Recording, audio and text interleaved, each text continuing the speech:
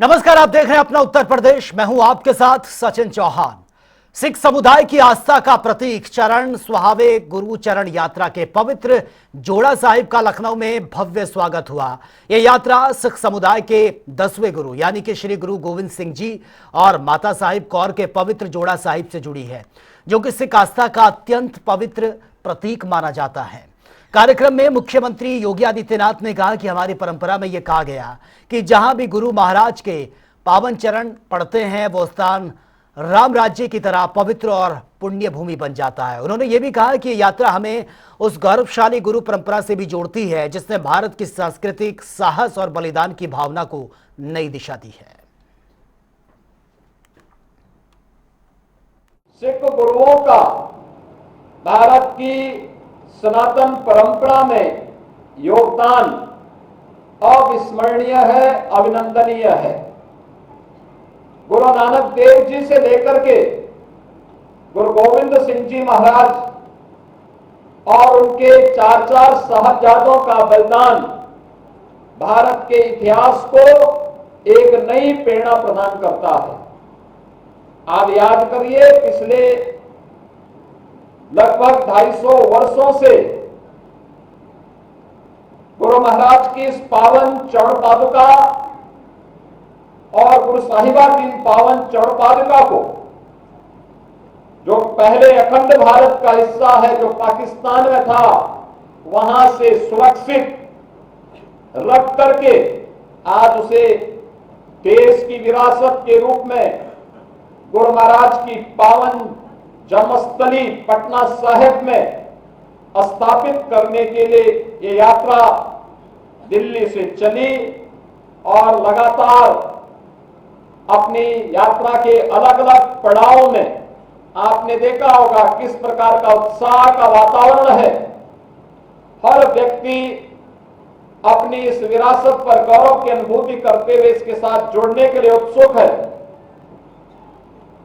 इस यात्रा के माध्यम से हमें भारत की गुरु परंपरा और सिख परंपरा पर गौरव की अनुभूति करने का एक अवसर तो प्रदान करता ही है, हमें एक नई प्रेरणा भी प्रदान होती है कि त्याग और बलिदान पर लिखी हुई कोई भी इतिहास की वह कथा न केवल वर्तमान के लिए आने वाली पीढ़ी के लिए भी एक नई प्रेरणा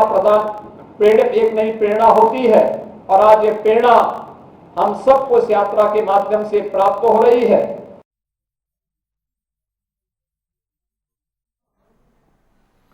सपा सांसद डिंपल यादव मैनपुरी पहुंची हैं। इस दौरान उन्होंने बीजेपी के पूर्व विधायक राघवेंद्र सिंह के बयान पर पलटवार भी किया है। उन्होंने कहा कि बीजेपी नेताओं के गैर जिम्मेदार ना बयान ये दर्शाते हैं कि यह महिला विरोधी पार्टी है। साथ ही बिहार चुनाव में तेजस्वी यादव को महागठबंधन के सीएम कैंडिडेट्स भी बता दिया। मैं समझती बहुत ही गैर जिम्मेदाराना बयान है ये, और जिस तरह से भारतीय जनता पार्टी के नेताओं के बयान आ रहे हैं, चाहे वो हमारे ऑपरेशन सिंदूर की बेटियों को लेकर आए हों, और जिस तरह से महिलाओं के लिए बोलते हैं, ये दर्शाता है कि ये महिला विरोधी पार्टी है।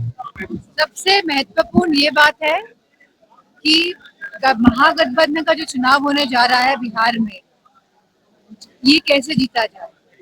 और अगर तेजस्वी यादव जी वहाँ के सीएम कैंडिडेट हैं, तो वह बिहार के जननायक हैं, हमारा रुख यही रहेगा कि जो एसआईआर, क्योंकि हम रोक तो सकते नहीं है, एसआईआर बिहार में भी लागू हुआ और उस समय लागू हुआ जब चुनाव थे एसआईआर बिहार में, जब उस समय लागू कर दिया, तो अभी तो बहुत समय है हमारे पास, तो एसआईआर लागू होता है।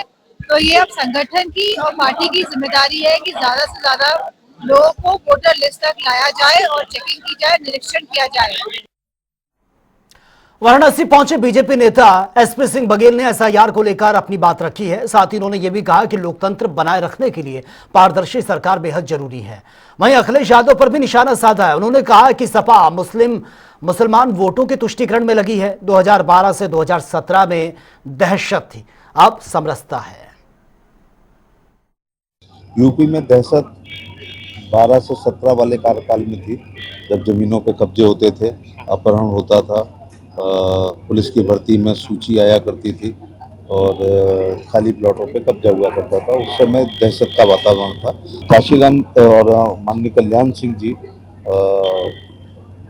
एक भारतीय जनता पार्टी के वरिष्ठतम नेता थे।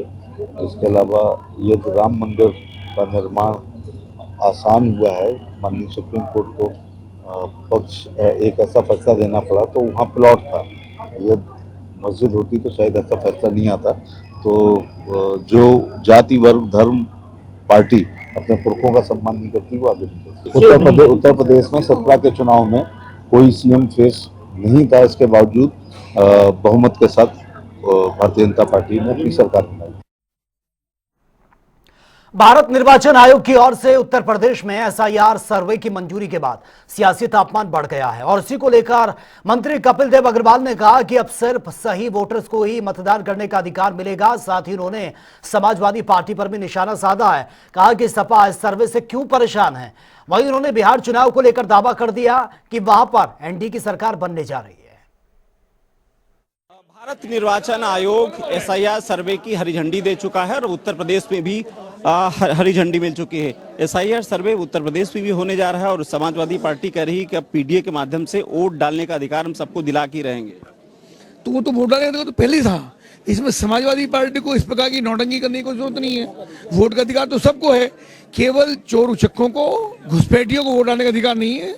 एसआईआर केवल जो घुसपैठिए हैं, जो देश में आकर के यहाँ की अर्थव्यवस्था को खराब करना चाहते हैं, ऐसे लोगों को बाहर का रास्ता दिखाने का काम किया है। एसआईआर अपना काम करा, वोट डालने का सबको है। समाजवादी पार्टी को तीरंदाजी नहीं कर रही है, सबको अधिकार है, सबका नाम लिस्ट में रहेगा। लेकिन हाँ, मैं धन्यवाद कहूँगा समाजवादी पार्टी को, तेजस्वी यादव को, खासतौर राहुल गांधी को, जो रोज ड्रामेबाजी कर रहे थे कि सब वोट चोरी वोट चोरी वोट चोरी। कोई वोट चोरी नहीं हुई। बिहार के अंदर शानदार चुनाव हो रहा है, बाकी 12 प्रदेशों के अंदर भी चुनाव होने वाला है और सबने इसको स्वीकार कर लिया है कि एसआईआर ठीक प्रकार से काम कर रहा है। बिहार के चुनाव में जिस तरीके से वो लाए, उत्तर प्रदेश में भी चुनाव होना है, उसके पहले एसआईआर ले आए तो क्या हुआ? ऐसे पहले तो आएगा तभी तो चुनाव होगा। पहले सर्वे होगा, तैयारी होगी, वोटर लिस्टें बनेंगी, तभी तो चुनाव होगा ना। उसके बिना चुनाव कैसे हो जाएगा? ये सब जब हार का डर उनको होता है तो बिना प्रकार की गैर जिम्मेदार बातें करते हैं, नौटंकियां करते हैं।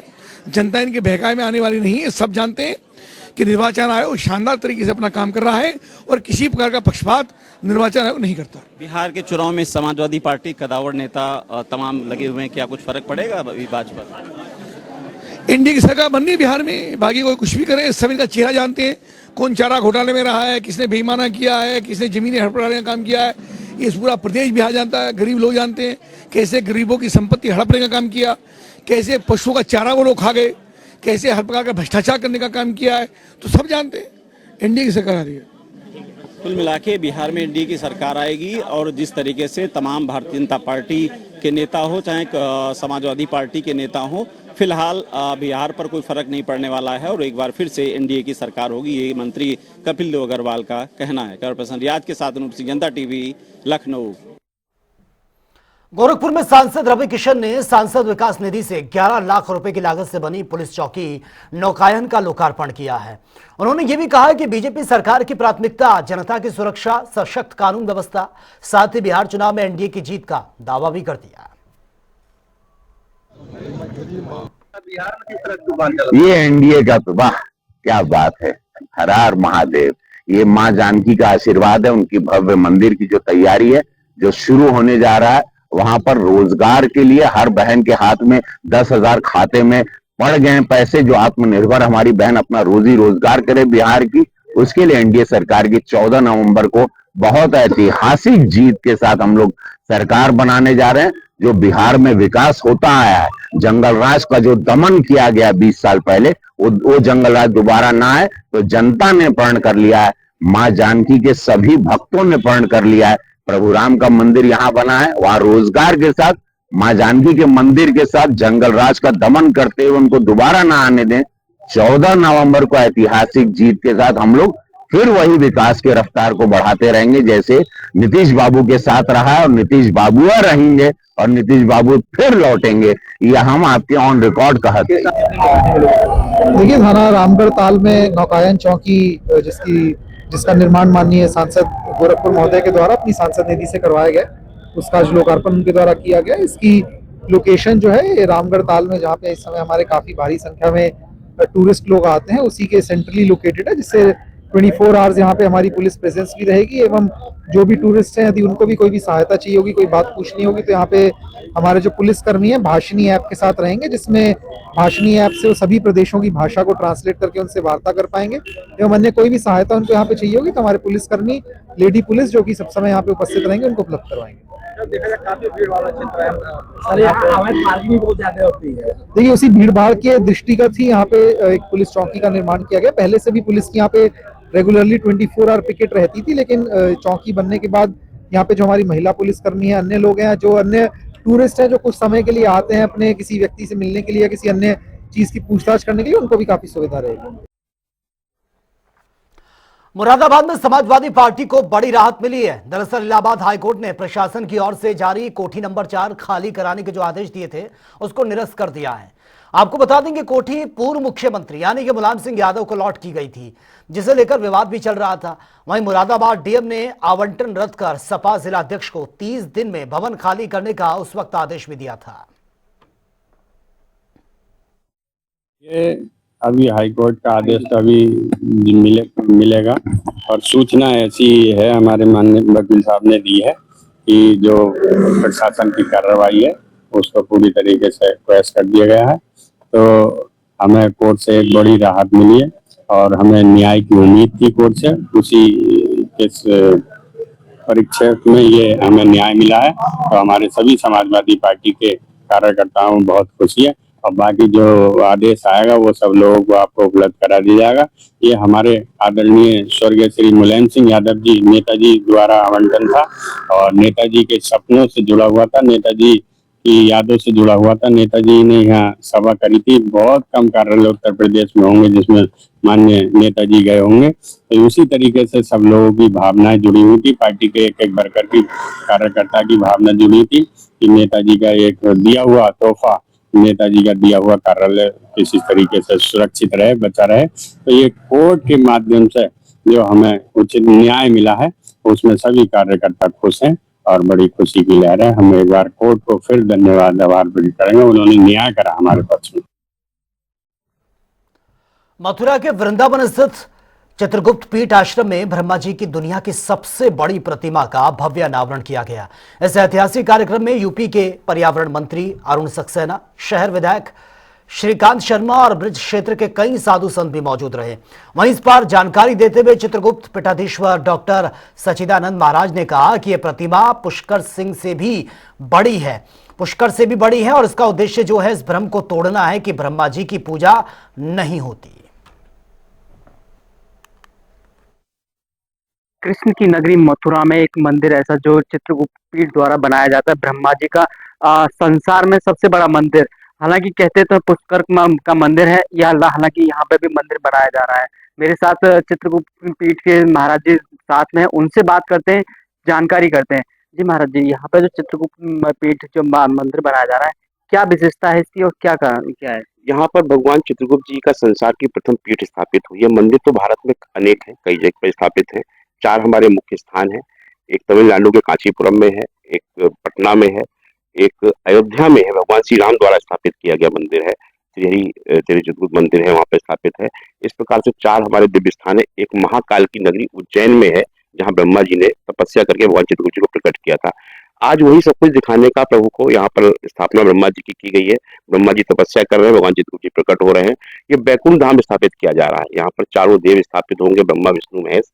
तो 2 प्रतिमा बनके तैयार है। पिछले वर्ष भगवान चित्रगुप्त जी की प्रतिमा का अनावरण हुआ था, इस वर्ष ब्रह्मा जी का हुआ है और अगले वर्ष महादेव और श्री हरि नारायण साथ साथ विराजमान हो जाएंगे और ये बैकुंठ धाम की स्थापना हो जाएगी। ये सुंदर कार्य यहाँ पर भगवान चित्रगुप्त जी की पीठ के द्वारा किया जा रहा है। महाराज जी, एक जो आने जाने का रास्ता है, क्योंकि ये जो रास्ता चित्रगुप्त पीठ का है, ये करीब 3-4 गांव को जोड़ता है। इसकी जो रास्ता है, इसके लिए आने जाने में सही नहीं है, लोग गिरते भी हैं, श्रद्धालु आते हैं, उनकी भी चोटें लगती हैं। इसके लिए क्या प्रयास किए हैं? इसके लिए प्रयास किए जा रहे हैं। पिछले वर्ष भी माननीय विधायक जी यहाँ पर कहे गए थे, लेकिन कुछ कारणवश कार्य नहीं हो पाया।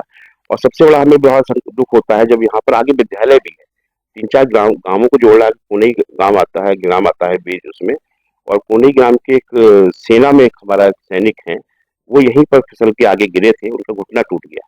ड्यूटी पे जाने की, छुट्टी खत्म हुई थी, जा रहे थे पिछले वर्ष, तो बड़ा ही यहाँ पर घटनाएं होती हैं, बच्चे गिर जाते हैं। तो हम बराबर उनको निवेदन कर रहे हैं कि प्रभु की पीठ तक ही नहीं, पूरे गांव तक, वहां तक मार्ग बनाया जाए। करीब 3-3.5 किलोमीटर का मार्ग वहां तक है, पीठ तो 1 किलोमीटर पे स्थापित है। तो अगर ये बन जाएगा तो सभी ग्राम वासियों को ही फायदा होगा, क्षेत्रवासियों को होगा। सबसे ज्यादा नन्हे मुन्ने बच्चे जो हैं, जो पीठ पर भी सेवा करते हैं, यहाँ भी खेलने आते हैं। जरूर अखाड़ा बनाया गया है, हमने कबड्डी, खो खो बहुत से आयोजन करवाए। इसमें बहुत से आयोजन हुए, इस बार कार्यक्रम चला, खेल कूद भी चला बच्चों का। तो अगर आपके चैनल के माध्यम से ये बात आगे तक जाएगी, इस बार हमारे माननीय शहर विधायक जो है श्रीकांत शर्मा जी, पूर्व ऊर्जा मंत्री जी ने यहाँ पर हमसे बिल्कुल प्रभु के सामने संकल्प लेके गए हैं, वादा किया है कि अगले वर्ष तक ये पूरा मार्ग हम बनवा कर देंगे। प्रयास है और प्रतीक्षा करेंगे कि ये कार्य पूर्ण हो जाए। बिल्कुल। तो हमारे साथ महाराज जी मौजूद थे। इन्होंने जो बताया, श्रीकांत शर्मा जो पूर्व ऊर्जा मंत्री हैं, शहर विधायक हैं, इन्होंने जो बोला है कि अगले जो पर्व मनाया जाएगा, अगले साल पर्व मनाया जाएगा, इसके लिए जो सड़क मार्ग है इसको चुस्त दुरुस्त कर दिया जाएगा। प्रेम चतुर्वेदी के लिए जनता टीवी, मथुरा। तो चित्रकूट के कोषागार विभाग में 50 करोड़ से ज्यादा के घोटाले के मामले में बड़ी कार्रवाई की गई है। आपको बता दें कि प्रशासन ने बड़ी कार्रवाई करते हुए डीएम शिवशरण अप्पा जीएन को हटा दिया है और उनकी भूमिका पर सवाल उठाने के बाद यह कदम उठाया गया है। वहीं अब पुलकित गर्ग को चित्रकूट का नया जिलाधिकारी बना दिया गया और शिवशरण अप्पा को सिद्धार्थनगर का डीएम नियुक्त किया गया है।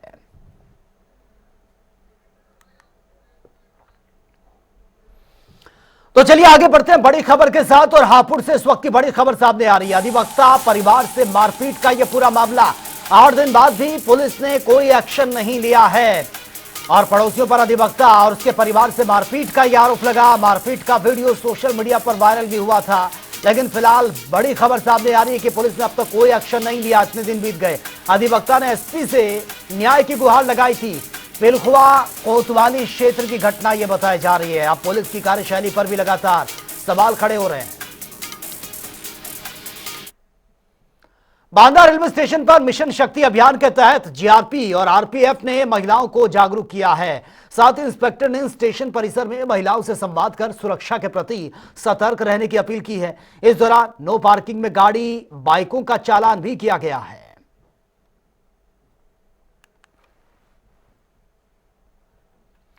और कौशाम्बी में जमीनी विवाद का एक मामला इस वक्त चर्चा का विषय बना हुआ है। जिले में मखौपुर गांव में 95 साल की बुजुर्ग को उनका बेटा चारपाई में लादकर एसडीएम कार्यालय पहुंचा। तस्वीरें देखिए। परिजनों ने यह आरोप लगाया है कि पड़ोसियों ने झूठी शिकायत कर बुजुर्ग को फंसाया। वहीं घटना का वीडियो सोशल मीडिया पर वायरल होने के बाद तहसील प्रशासन बिल्कुल एक्टिव हो गया है और मामले की जांच कर सत्यता जो है, इसकी सच्चाई जो है, उसकी पुष्टि का आश्वासन दिया गया है।